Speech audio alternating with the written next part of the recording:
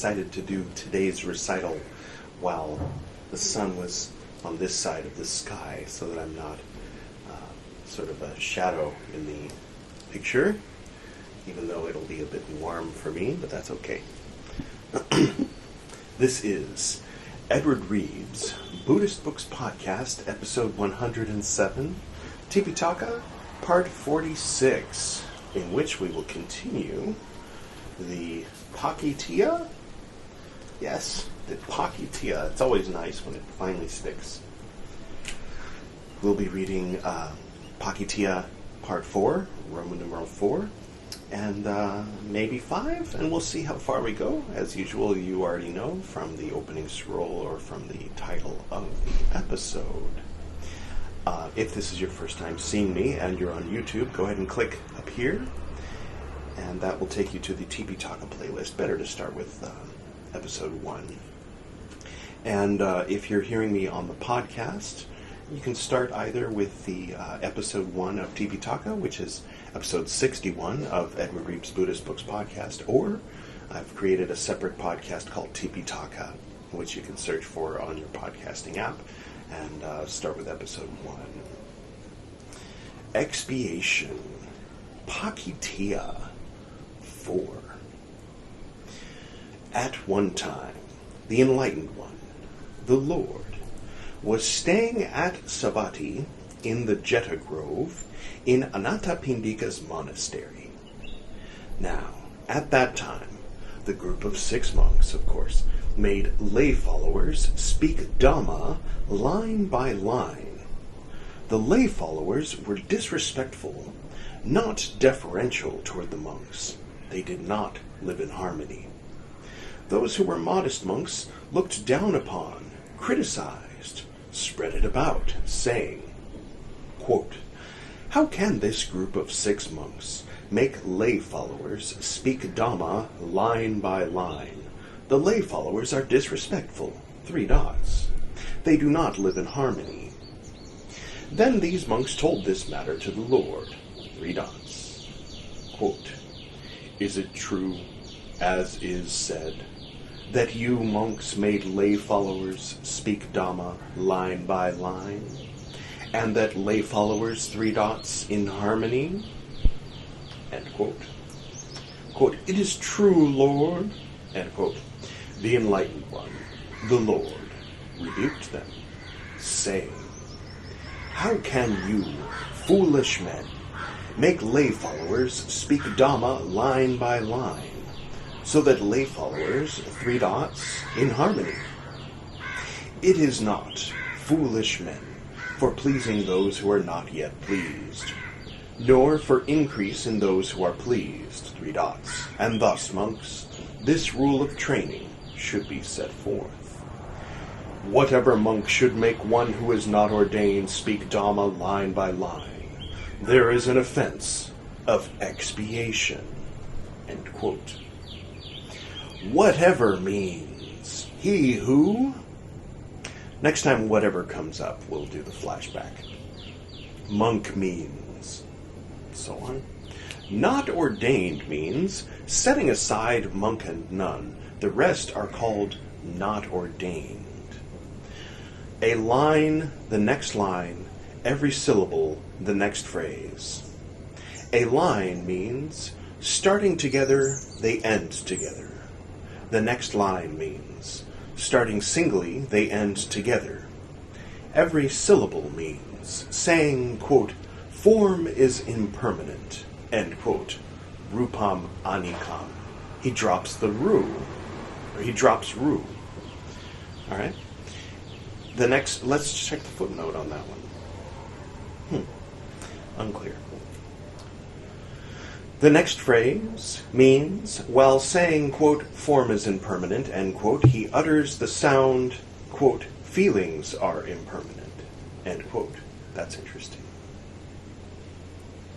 Whatever is line, and whatever is next line, and whatever is every syllable, and whatever is next phrase. All this means Dhamma line by line. Dhamma means spoken by the Enlightened One, spoken by disciples, spoken to holy men, spoken by devatas, connected with the goal, connected with Dhamma. Dhamma means connected with Dhamma. Should make speak means he makes him in parentheses, speak by line. For every line there is an offensive expiation. He makes him, in parentheses, speak by syllable. For every syllable there is an offensive expiation. So if they don't understand the words and the monks are making them memorize each syllable, then there's an offense for every syllable. But if they do understand the words, then there's an offense for each word. That's interesting. Or each line. Each line, several words. If he thinks that he is not ordained when he is not ordained, and, in parentheses, makes him speak Dhamma line by line, there is an offensive expiation. If he is in doubt as to whether he is not ordained, and, in parentheses, makes him speak Dhamma line by line, there is an offensive expiation. If he thinks that he is ordained when he is not ordained, and, in parentheses, makes him speak Dhamma line by line, there is an offensive expiation. If he thinks that he is not ordained when he is ordained, there is an offensive wrongdoing. If he is in doubt as to whether he is ordained, there is an offensive wrongdoing. If he thinks that he is ordained when he is ordained, there is no offense. There is no offense in making him, in parentheses, recite it together, in studying it together. If while he drops a phrase usually familiar, if he drops it while expounding, if he is mad, if he is the first wrongdoer. Well, this one was interesting. Some of these can make one stop and think and reflect on how they're applicable today. And some of them are more historical. And some of them kind of are more universal as far as orders with particular sets of teachings go. Again, you can make the analogy with the Catholic Church. There was a time when it would have been forbidden for a person to learn the Bible, to learn the teachings of Yeshua, to memorize them, if they were not ordained, if they were not a priest. I myself am not ordained, and yet here I am, reciting line by line, word by word, translated in English, but the words of the Dhamma that he was referring to, the teachings themselves. Although this is 2,300, 2,400, 500 years after this rule was put into place. So, if one is wanting to adopt the lifestyle and follow every rule of Theravada Buddhism, or they want to adopt the lifestyle and follow in every mannerism, like for example at one point St. Francis following in the example of Yeshua, then one can do that, or to follow every rule in Leviticus and Deuteronomy. Of course, there are people who do that. I think that, I've noticed in that latter example, there are people who will say, well, you're not really this. You're not a true that if you don't follow every rule, or if you don't follow at least the bare minimum 57 rules or whatever, where nobody's out to call someone not a real Buddhist because they don't follow every rule. Of course, the rules for ordained monks are different than the rules for lay people, and surely the rules for ordained monks in Mahayana and Vajrayana are different from the rules of ordained monks in Theravada. So it would have been forbidden to touch money, forbidden to receive money for the monks back then, which I can understand, and I can also observe that it's not true for many monks today. And I can also observe that translations and publications of what they were referring to as line-by-line Dhamma do exist, and people who are not ordained can learn them. According to these ancient rules, whoever made them available for publication would have been committing, an offense of expiation. They would have been doing something similar to what Martin Luther did when he translated the Latin scriptures into Greek, or into German.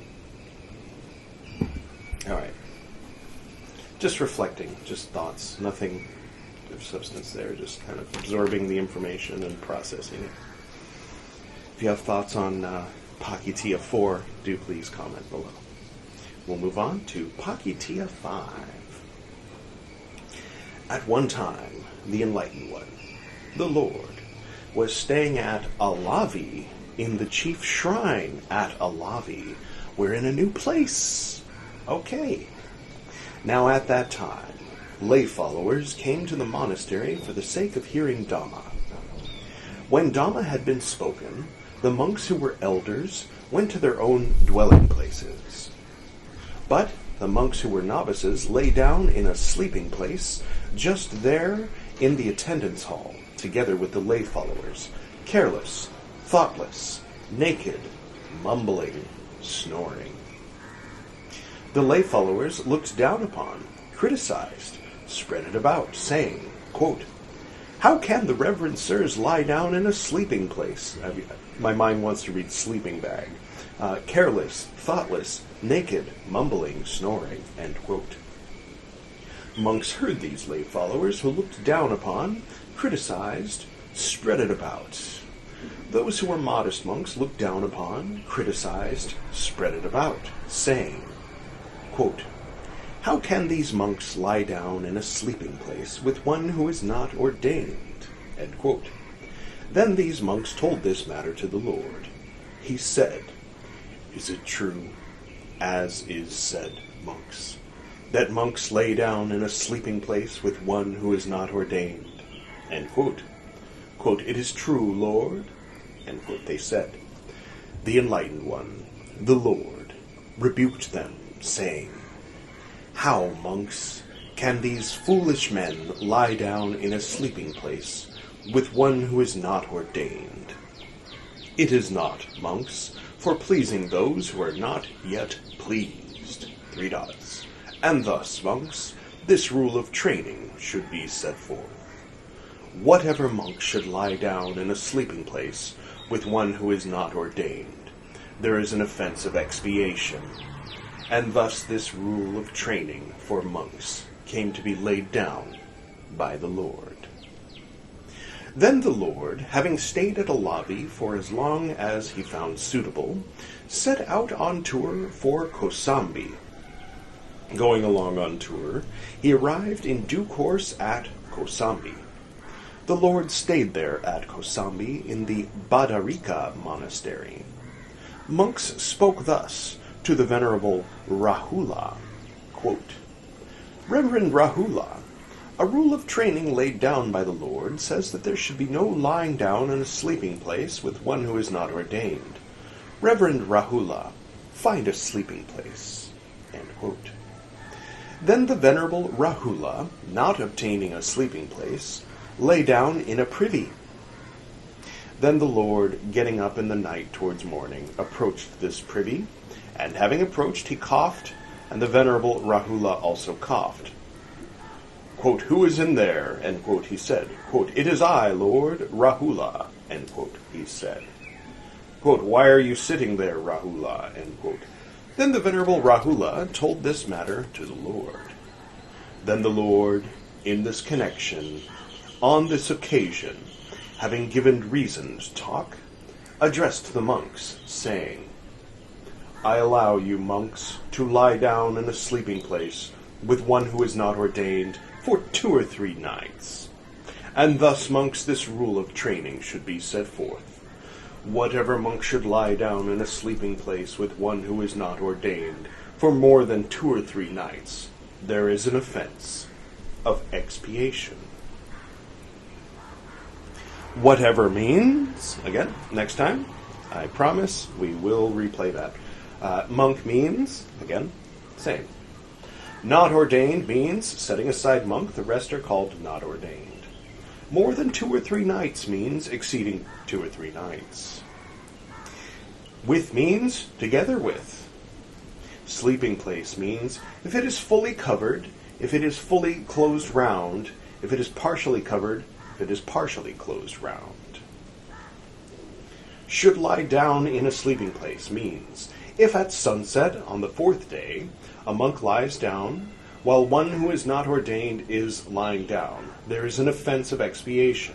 If one who is not ordained lies down while a monk is lying down, there is an offense of expiation. Or if both lie down, there is an offense of expiation. If getting up they lie down again, there is an offense of expiation. If he thinks that one is not ordained when he is not ordained, and, in parentheses, lies down in a sleeping place for more than 2 or 3 nights, there is an offense of expiation. If he is in doubt as to whether one is not ordained and, in parentheses, lies down in a sleeping place for more than 2 or 3 nights, there is an offense of expiation. If he thinks that one is ordained when he is not ordained, and lies down in a sleeping place for more than 2 or 3 nights, there is an offense of expiation. If it is half covered, half closed round, there is an offense of wrongdoing. If he thinks that one is not ordained when he is ordained, there is an offense of wrongdoing. If he is in doubt as to whether one is ordained, there is an offense of wrongdoing. If he thinks that one is ordained when he is ordained, there is no offense. So the description is making me wonder, is that like sharing the same bed? So if it's half closed round, it's different than if it's fully closed round. So if you're inside of a sleeping place, I don't know. Comment below if you are familiar with what they're talking about. There is no offense if he stays for 2 or 3 nights, if he stays for less than 2 or 3 nights. If, having stayed for 2 nights, departing before dawn on the 3rd night, he stays again. If it is fully covered, but, in parentheses, not fully closed round, if it is fully closed round, but not fully covered, if it is partially uncovered, partially not closed round, if the monk sits down while one who is not ordained is lying down, if one who is not ordained sits down while the monk is lying down, or if both sit down, if he is mad, if he is the first wrongdoer. The 5th, it says here. Okay, so if it's not fully closed round, and you're not both laying down, then it's no offense. One of you sitting and it's fully closed, or it's not closed and you're both laying down, then it's more like you're in a hostel, not in a bedroom, if you will. All right, that's interesting. Again, something that more applies to the time, and one can contemplate why. What was the reason? Other than reputation, on the surface, a lot of these could be seen as, well, people were talking, therefore they made it this way because they didn't want people to talk, because they wanted to preserve the reputation of the order. Not that that's not important, but I tend to err on the side of thinking that there's more to it. So back to 4, Pācittiya 4. I had talked about it on one level, but not on another. Why? Why should these lay followers who are able to mouth the Dhamma not be able to mouth the Dhamma without having been ordained, without having been trained, without having come to a deeper understanding of what they're saying?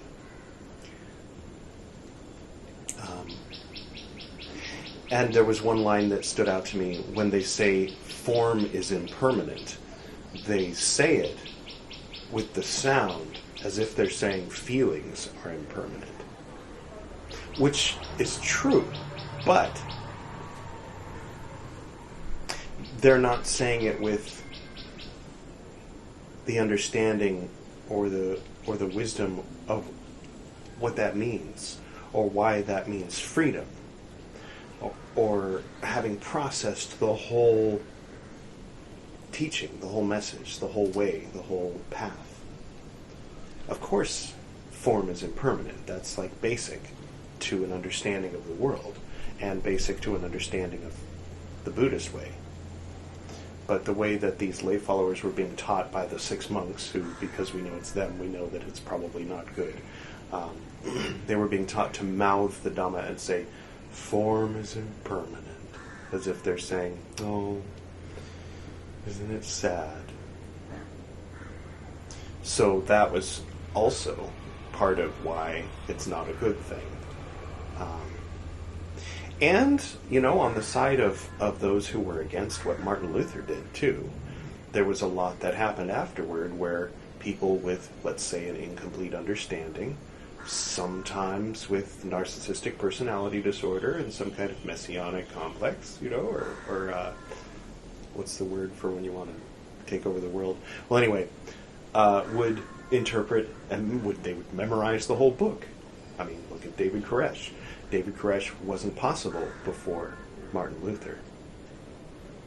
So you can understand the wisdom of it. However, in our time, in 2022 Common Era, it seems like an odd thing that a person should not be allowed to learn the actual lines of the teaching, that they should only hear it as explained or expounded by an ordained monk, and that they should only learn it in the context of studying it, or they should only learn it with key phrases left out.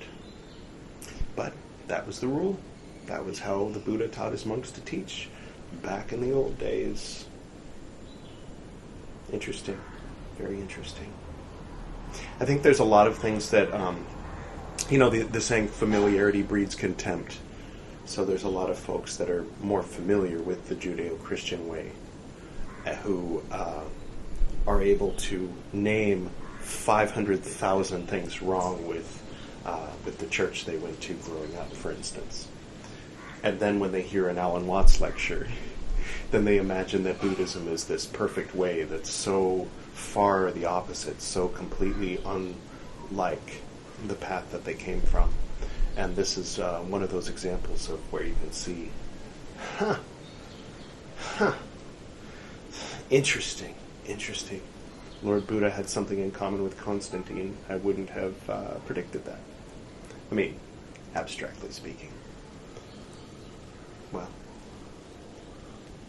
let us contemplate this for the next day or so, and I will return next time and recite Pācittiya 6.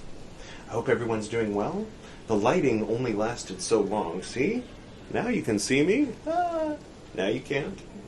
But at the beginning of this recording, the sun was a little further that way. So clearly that is east. That is west. Right? Amitabha over there. And Akshobhya. Akshobhya is blue, right?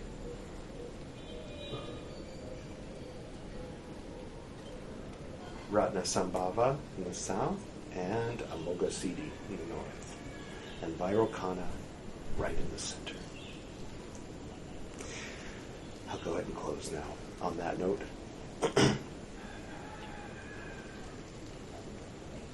To the north and to the south, to the east and to the west, to the spirits of light among us, and to the spirits below, we send out our reverent love and compassion. May all beings be happy. May all beings be serene. May all beings be in peace.